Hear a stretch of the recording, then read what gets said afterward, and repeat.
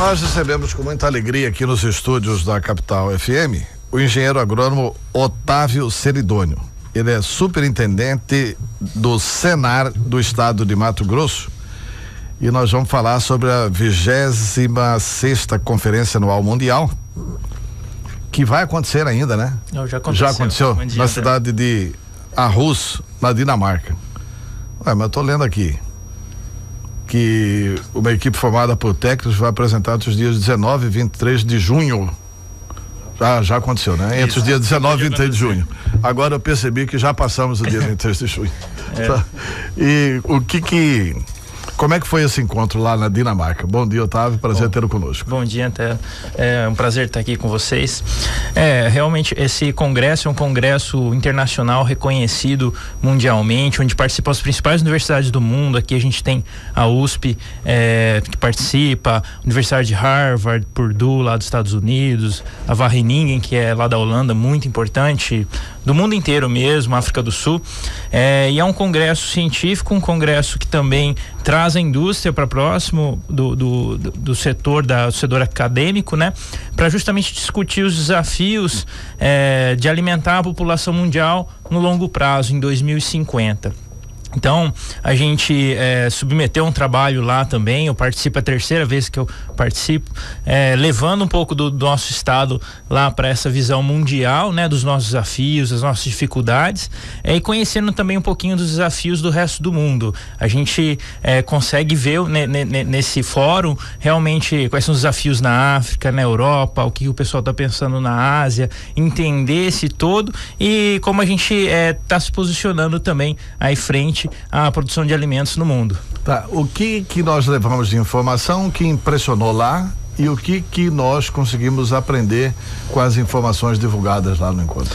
Bom, esse ano nós levamos um trabalho sobre a mecanização aqui no estado de Mato Grosso, na verdade sobre a adoção de agricultura de precisão aqui no nosso estado. A gente fez uma pesquisa junto do IMEA. Antes de eu atuar no Senar, eu trabalhei no Instituto Mato Grossense de Economia Agropecuária. E aí a gente fez uma pesquisa encomendada pelo Senar na época, justamente para entender qual era essa adoção, realmente sim, se o produtor tinha bastante tecnologia já embarcada nas suas máquinas e tal, e se ele estava usando isso, quais eram os gargalos aí, né, as dificuldades para implementar melhor o uso de tecnologia e tal. E o resultado foi muito surpreendente, assim, positivamente. A gente viu que mais de 40%, 42% na média do estado, os produtores entrevistados, eles tinham bastante tecnologia já embarcada. Mas como a gente já esperava, muitos não estavam utilizando todo esse potencial, né? Não utilizam todo esse potencial. Por quê? Problema de mão de obra? A gente viu justamente isso. Praticamente 90% dos produtores disseram que o que limita mais ele a mão de obra treinada, a mão de obra bem capacitada. Então esse é o grande gargalo do uso da tecnologia no nosso estado. E isso é fácil de ver no nosso dia a dia quando a gente olha para o nosso celular, por exemplo, né? Que tem tanta coisa que a gente poderia usar ali, a gente não consegue usar nem 10% da capacidade dele. Então, realmente, para a gente conseguir usar todo o potencial, aproveitar isso ao máximo profissionalmente ali no dia a dia, a gente precisa de muito treinamento. E é isso que a gente vem tentando trazer, né? Por isso que o Senar está com essa série de treinamentos aí para os trabalhadores o ano inteiro, né? Entra semana, sai semana e estamos anunciando aqui treinamentos do Senar. Exatamente, hoje a gente oferece aí mais de 250 treinamentos, essa área de mecanização agrícola, por exemplo, é uma das mais demandadas, né? A gente tem as áreas de segurança do trabalho também, para ajudar os trabalhadores a executar o trabalho com maior segurança, e depois desses cursos na área de segurança do trabalho, a área de mecanização é que mais tem gerado demanda, que realmente a gente tem feito isso no estado inteiro, né? Em praticamente todos os municípios a gente já executou cursos de mecanização agrícola. Pois é, e esse nível que nós estamos hoje? O senhor falou em torno de 40... Isso, a gente tem embarcado, né? Já 42% dos produtores já dizem que utilizam alguma prática. Comparado com a Europa, com outros países e tal, como é que estamos? A gente está um pouco pior do que os Estados Unidos. Eu não tenho aqui os números exatos para saber em que nível que eles estão, mas lá, por exemplo, nos Estados Unidos, até pelo perfil de quem opera as máquinas lá. Falando justamente assim de cadeias de produção que a gente tem aqui no estado, né, que é soja, o milho. Então, lá, quem opera a máquina geralmente é o próprio produtor. Então, ele vai lá e se capacita e ele acaba usando um pouco mais todo esse potencial. Aqui no Brasil, a gente, principalmente no Mato Grosso, a gente tem, na maioria dos casos, né, os trabalhadores operando essas máquinas, mas, por exemplo, nós estamos em vantagem em relação à Argentina, porque lá na Argentina, na maioria dos casos, não é o dono da fazenda que tem a máquina e que treina seus próprios trabalhadores para operar, para colher, para plantar.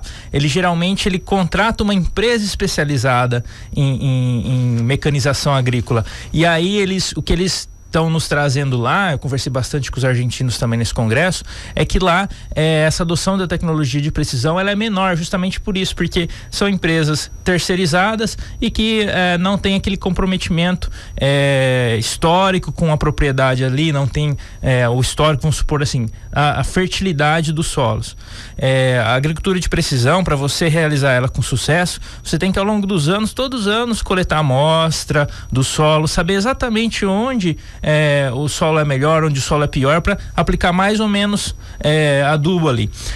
E quando você trabalha, você não é quem executa, né, essa atividade, aí realmente às vezes o comprometimento é menor e a agricultura de precisão é mais difícil de você ir lá e inserir na propriedade. Então esse é um problema lá dos argentinos, né? E do nosso lado a gente tem então que treinar os trabalhadores, e lá nos Estados Unidos acaba sendo um pouco mais usado justamente porque quem usa é o próprio dono da fazenda, que tem aquele grande comprometimento, que às vezes realmente estudou um pouco mais para poder operar as suas máquinas.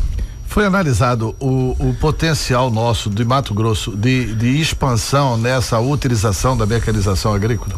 Sim, a gente sempre verifica isso, né? Naquela oportunidade, por exemplo, a gente perguntou para os produtores quantos deles queriam renovar o seu parque de máquinas, né? E mais ou menos 1/3 dos produtores disseram que queriam renovar essas máquinas nos próximos anos. Isso é algo que também está indo num ritmo, eu diria que normal, não muito alto, mas no ritmo normal. Justamente porque a gente também não está num momento tão propício, né, para o produtor ir lá investir, comprar novas máquinas e tudo mais. Então o produtor agora ele está indo um pouco mais devagar, mas os últimos 5 anos, 5, 6 anos, o investimento foi ótimo porque justamente ele teve uma rentabilidade maior. Quando vocês falam aqui que 46% está usando isso, esses outros 54% não tem capacidade de também entrar nesse mundo? Tem capacidade, sim. Eu acho que assim, falta talvez um pouco de investimento, mas a maioria deles não vê, assim, quando a gente pergunta, olha, você não entra nisso por conta de crédito?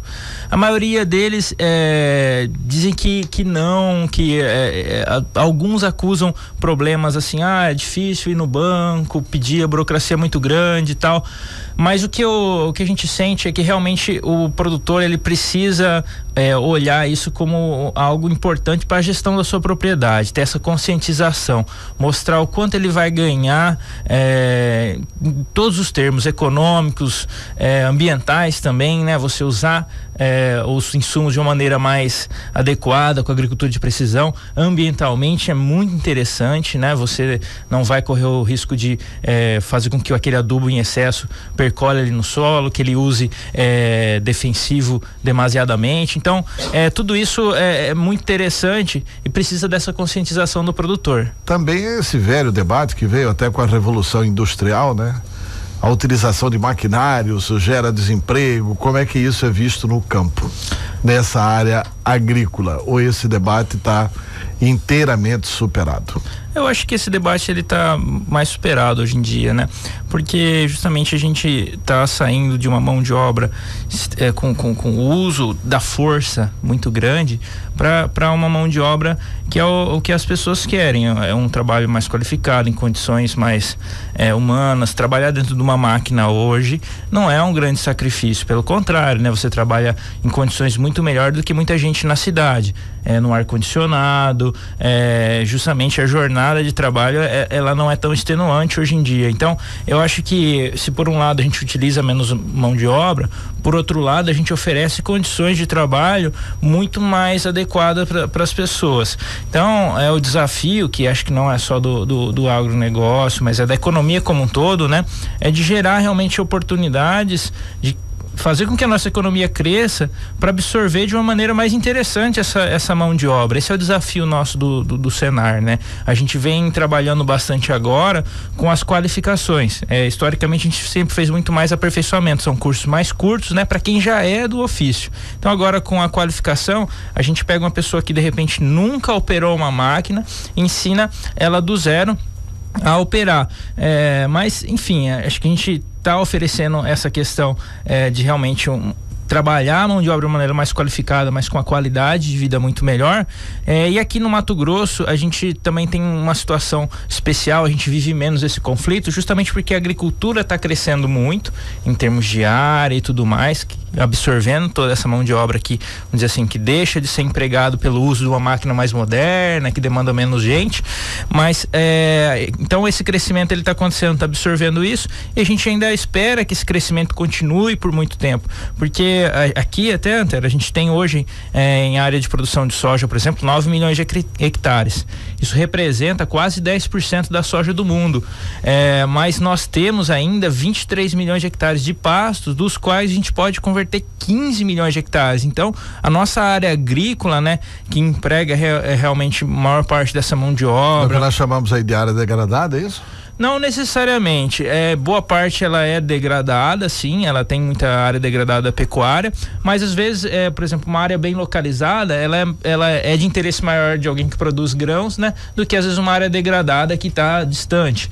A questão dela ser degradada é que às vezes o produtor ali, ele acaba vendendo essa terra um pouco mais barato, né, acaba sendo um negócio imobiliário um pouco melhor, mas não necessariamente, às vezes o produtor que vai comprar uma terra, ele prefere uma terra bem localizada, tal, mas de qualquer maneira, esse potencial, esses 15 milhões, ele não é baseado em degradação, ele é baseado em tipo de solo, em relevo, em potencial agrícola mesmo, que ao longo, a gente espera aí que em 10 anos desse total a gente ocupe de 3 a 4 milhões de hectares. Então é um processo lento que vai acontecendo aí até 2050 ou para frente ainda, essa ocupação desses 15 milhões de hectares potenciais ainda. Tá, o que dizer pro pequeno produtor, pro médio produtor, para as pessoas que produzem no estado e que estão nos ouvindo e que ainda não aderiram a essa questão da mecanização, da tecnologia, etc e tal? O Senar garante para esses produtores, olha, pode fazer o investimento nesse tipo de máquina porque o investimento se paga e porque o custo fica mais barato. Isso dá para segurar tranquilamente? Dá para tirar esse receio do pequeno proprietário? Muito importante você ter tocado nesse ponto. Eu acho que a gente garante, sim. Só que é importante que ele faça justamente buscando esse conhecimento. Não adianta nada a gente comprar algo com uma tecnologia muito grande e não saber utilizar. Então é muito importante, né, que junto com esse investimento ele busque essa qualificação, busque o Senar ou quem quer que seja, qualquer empresa que seja, que ofereça um potencial do que elas têm investido. Otávio Celidônio, muito obrigado pela entrevista. Nós colocamos o microfone da Capital FM para algum esclarecimento que você julga importante. Há um mundo aí, né, rural que está nos ouvindo, e porque assim tem muita gente na cidade que tem as suas fazendas no estado inteiro, né? Com certeza. Acho que a única coisa que acho que é importante eu trazer aqui só pessoal, procurem o seu sindicato rural. Nós estamos nesse momento agora realizando o nosso planejamento para 2017, fazendo a lista de cursos demandados, e quem quiser ter mais acesso a esses cursos, essas informações, procure o sindicato rural da sua cidade. Onde não tiver um sindicato rural, procure a prefeitura. A gente não tem o convênio com o sindicato porque não existe, a gente tem convênio com prefeituras, que com certeza o sindicato deve abrir essa oportunidade para que você realize seus cursos na sua fazenda. E o importante é que esses cursos todos são gratuitos, né? Sim. Os cursos do Senar, né? Sim, com certeza, o Senar oferece isso gratuito, o produtor ele já recolhe, né, esses valores quando ele vende seus produtos agrícolas. Os cursos já estão pagos pelo produtor, então resta realmente ele ter essa consciência e ir atrás e investir na qualificação. Tá, Otávio Ceridônio, muito obrigado pelas suas explicações e pela entrevista, e parabéns pela representação do estado de Mato Grosso na Dinamarca. Obrigado, Antero, foi um prazer estar aqui com você.